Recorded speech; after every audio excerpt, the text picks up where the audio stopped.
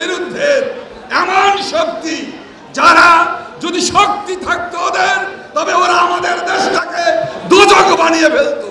কিন্তু আমাদের সৌভাগ্য হলো ওদের সাথে বাংলার মানুষের কোনো সমর্থন নেই। বিএনপি জামাতিদের সন্ত্রাসী কর্মকাণ্ডকে বাংলাদেশের মানুষ এবং ঢাকাবাসী সমর্থন করে না, যে কারণে আমরা আগামী 28 তারিখে আমরা সারা বাংলাদেশ থেকে আমরা মানুষদেরকে আহ্বান জানাবো না, আমরা শুধু ঢাকাবাসী এবং ঢাকা জেলাবাসীদের সমন্বয়ে এমন একটা শান্তি উন্নয়নের বিশাল জনসভায় আমরা করব, যার মধ্য দিয়ে বিএনপি জামাতিদের যেই লক্ষ্য ঢাকায় অবস্থান করে বিশৃঙ্খলা করা, নৈরাজ্য করা, ধ্বংসাত্মক কাজ করা, কোন কাজই আমরা ঢাকায় আমরা করতে দেব না, এটাই আমাদের প্রত্যয়।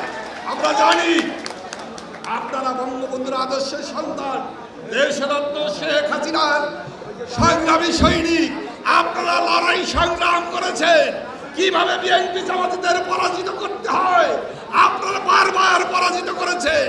এবারেও তাই আমি বলতে চাই, আপনারা অনেক কষ্ট, অনেক বেদনা, অনেক অর্থ, অনেক কষ্ট ভিতর দিয়ে আমাদের অনেক নেতা কর্মীদের জীবন হানির বিনিময়েও আমরা ওই অশুভ শক্তির সাথে আপোষ করি নাই।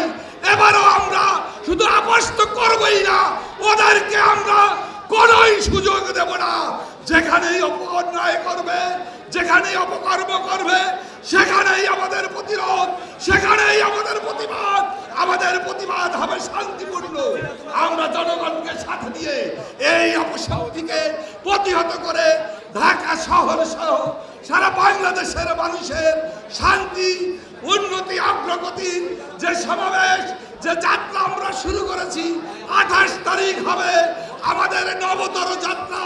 এই নবজাগরণের নবযাত্রার মধ্য দিয়েই বিএনপি জামাতিদের কবর রচনা করে শেখ হাসিনার নেতৃত্বে আগামী দ্বাদশ জাতীয় সংসদ শান্তিপূর্ণ, অবাধ, সুশৃঙ্খল একটি নির্বাচনের মধ্য দিয়ে আমরা ঘরে ফিরে আসব, এটাই আমাদের প্রত্যয়।